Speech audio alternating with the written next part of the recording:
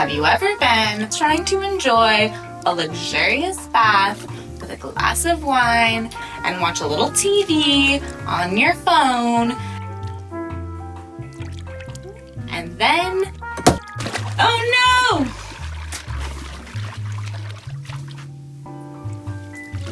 I need a table.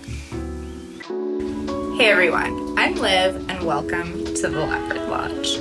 If you're new here, this is a channel dedicated to creative projects in the home. If you've been following along with me for a little while, you'll know that I've recently moved into a new house that I love because, how could you not? But my new bathroom leaves a little something to be desired. While the size is honestly fantastic, it's just pretty plain and white and not super conducive to taking long, luxurious baths with glasses of wine. I hope to soon be able to transform it because I have a few hundred ideas floating around my head, but some of these need to be cleared with my landlord because I'm renting, and some of these I need to make some more money because I'm broke. Just for fun, here's a little sneak peek of my vision board, just so that we can share this vision together.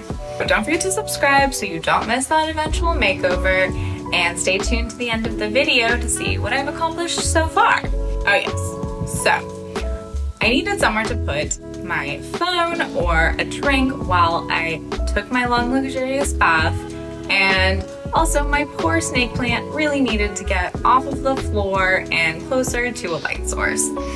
So my solution to these problems was to create a small side table inspired by the geometric shapes and tiered tables of the mid-century.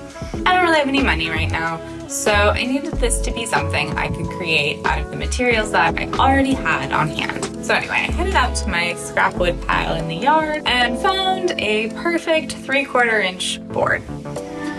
I used a few random round objects to trace circles in varying diameters of 12, 8, and 6.5 inches. And these measurements were mostly based on the size of objects that I had on hand, if I'm being honest. Using my jigsaw, I cut out the circles. I thought this would be a great project to share with the channel because it doesn't require a great deal of woodworking skill. Although it does require a jigsaw, it would be kind of difficult to do without one. However, fun fact, if you're in the US, there are tool libraries all over that will rent you tools like books for free, and it's a great opportunity to try out new tools or just use things if you can't afford to buy them. Budget tips with Liv. It got pretty bouncy. A lot of that was the vibration of the saw with the camera sitting on the table, but you could also avoid some of this if you have access to some clamps. Be better than me. Do better than me. That's what I'm here for. To do worse so you can be better. You're welcome. I followed this up by giving everything a sand, starting with a low grit, I think around 60, doing a step up, and then eventually ending with a 220 grit to give everything a smooth, even finish. I had several paint samples that I used for an accent wall in my old bedroom that were all within a kind of minty blue-green hue. And this was perfect because those hues are well within the palette that I intend to use in my bathroom. I thought it would be fun to paint each circle a different color, so I gave each one a couple of coats and then followed it up with a matte clear protectant spray. I knew I wanted to create some tiers with the circles, so I played around with the pieces until I landed on a design that I liked. I glued the pieces together with wood glue and used a random brick that I found laying around my yard to weigh them down. After the glue was set, I drilled some pilot holes and added some screws for good measure. I once had 4 hairpin legs that were attached to a coffee table that I had in my old apartment, except that one of them broke for some reason, which is a little concerning, but not the point. Anyway, it's totally fine because we found a new coffee table that's really cool, and it was free on the side of the road. So keep your eyes peeled, because other people's trash is our treasure. And every time someone comes to my house, they're like, oh my God, where'd you get that coffee table? And I'm like, the street, dude. It's from the street. Anyway, I only need 3 legs to make this side table. I don't even think 4 would really fit, so it all worked out in the end.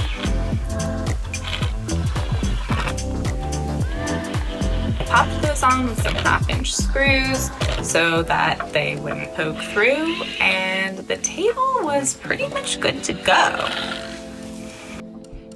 But of course, there was the pot. So I took this ribbed pot that I got at a thrift store and gave it a few coats of flat black spray paint. As you saw in my vision board, black accents is definitely the thing. Then I popped my snake plant in its new pot, and it was ready to go to its new home. And this project is pretty specific to the materials that I had on hand, but it's pretty easy to reproduce and is a great project to start with if you're just getting into woodworking. Legs can be pretty tricky to build yourself, so hairpin legs can be a great alternative to save you a headache, and also they're pretty easy to find online for a reasonable price. Anyway, that's it, folks. I hope this video has brought you some inspiration to create something custom to your needs. If you learned something new or are just super stoked on the content I'm creating and want to support the channel, there is now a link below to buy me a coffee. Okay, it's wine. We know this. But also, if you can't afford that, no worries. Just share it with a friend, and that is great. Thanks so much for watching, and I'll catch you in the next one. Bye!